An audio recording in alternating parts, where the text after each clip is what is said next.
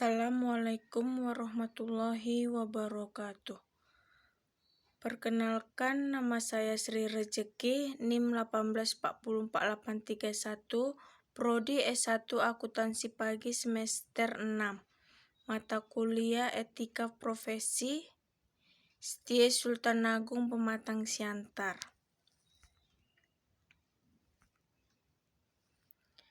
Di sini saya akan menjelaskan tentang contoh kasus pelanggaran etika profesi, akuntansi keuangan, dan akuntansi manajemen.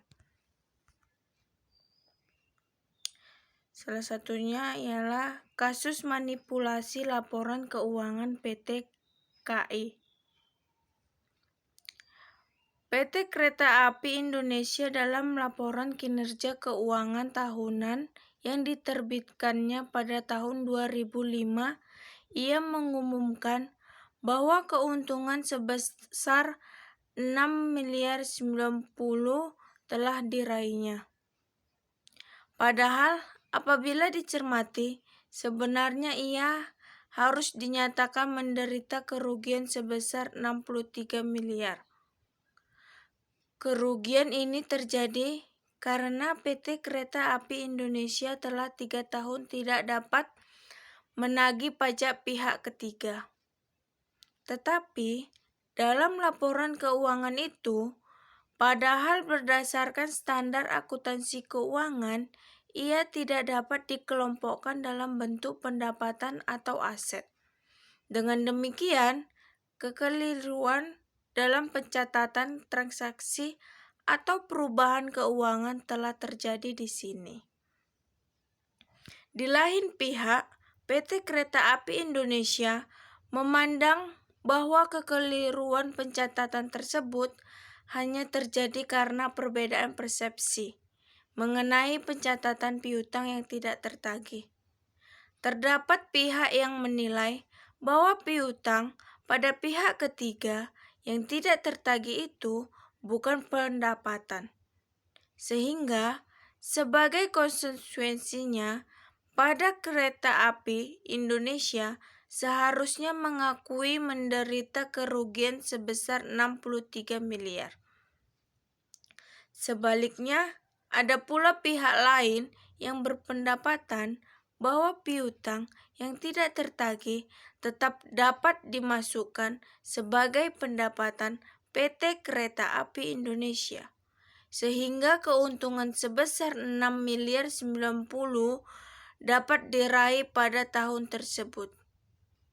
Diduga manipulasi laporan keuangan PT Kereta Api Indonesia telah terjadi pada tahun-tahun sebelumnya, sehingga akumulasi permasalahan terjadi di sini. Analisis kasus PT KAI. Kasus tersebut merupakan kasus manipulasi laporan keuangan PT KAI yang dilakukan oleh manajemen PT KAI dan ketidakmampuan KAP dalam mengindikasikan terjadinya manipulasi. Salah satu faktor yang menyebabkan terjadinya kasus PT KAI adalah karena rumitnya laporan keuangan PT KAI. Hal ini karena terdapat ratusan stasiun, puluhan depo dan gudang yang seluruhnya memiliki laporan keuangan yang terpisah, sehingga yang berpotensi menyebabkan masalah maupun perbedaan pendapat di kemudian hari. Hal ini ditambah lagi dengan kenyataan bahwa baru sebagian kecil proses akuntansi dilaksanakan dengan komputer.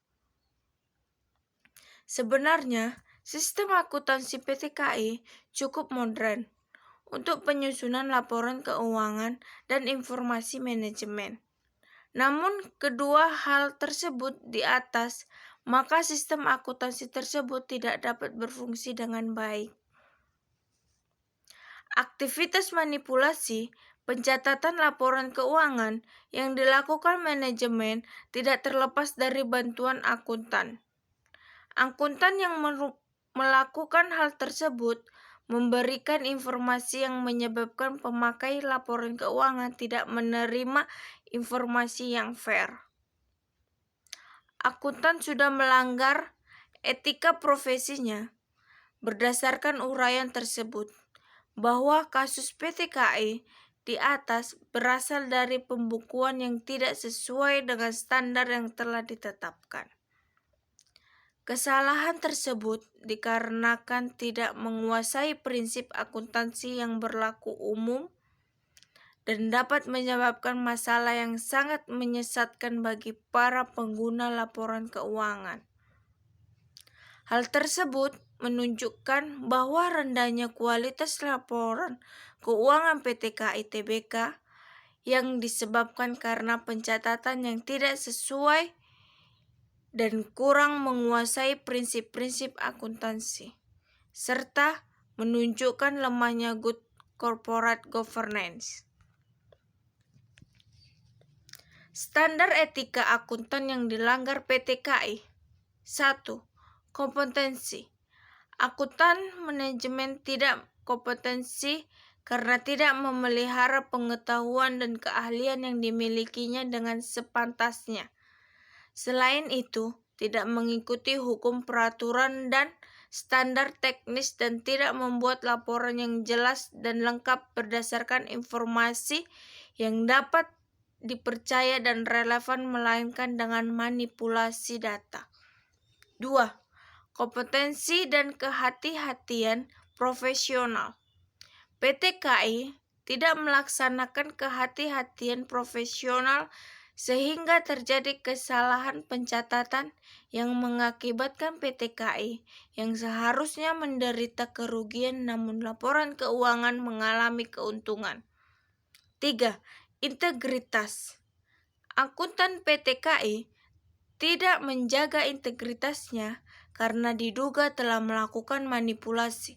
Laporan keuangan disinyalir telah dimanipulasi oleh pihak-pihak tertentu dan banyak terdapat kejanggalan dalam laporan keuangan. 4.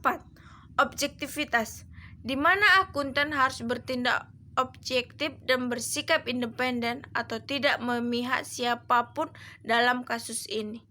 5. Creative accounting. Akuntan manajemen telah menyimpan dari praktek akuntansi yang mengikuti peraturan undang-undang manajemen. Perusahaan melakukan hanya manipulasi dalam menyajikan laporan keuangan. 6. Fraud. Manajemen telah disengaja melakukan kecurangan dengan menyajikan laporan keuangan tidak dengan data yang seharusnya. Sekian penjelasan dari saya dan terima kasih. Wabillahi taufiq wal hidayah. Wassalamualaikum warahmatullahi wabarakatuh.